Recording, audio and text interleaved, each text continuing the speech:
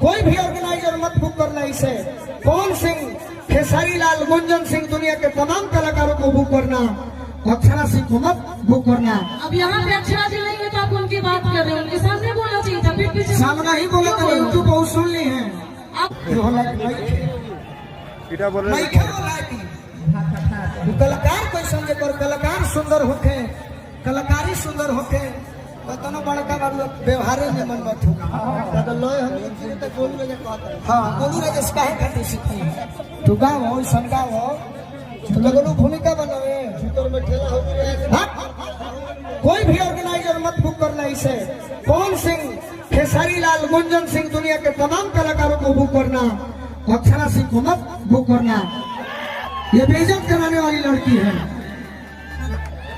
Helicopter चाहिए, थी चाहिए, सब मिली ताकि समय पर आओ हमारा श्रोता के मन खुश करो। कोई भी ऑर्गेनाइजर मत बुक करना इसे। पवन सिंह, खेसारी लाल, गुंजन सिंह, दुनिया के तमाम कलाकारों को बुक करना। अक्षरा सिंह को मत बुक करना। अब यहाँ पे अक्षरा जी लेंगे तो आप उनकी बात कर रहे हैं, उनके सामने बोलना चाहिए था, फिर पीछे सामना ही बोला था। यूट्यूब बहुत सुन ली है आप कलाकार कोई समझे पर कलाकार सुंदर होके, कलाकारी सुंदर होके कतनो बड़का बाबू व्यवहारे में मन मत हो। हाँ बोलू रे जिसका है खाती सीखी तू गाओ संगा हो तो लगलो भूमिका बनावे। कोई भी ऑर्गेनाइजर मत बुक करना इसे।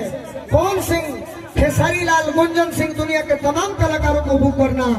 अक्षरा सिंह को मत बुक करना। ये बेइज्जत कराने वाली लड़की है।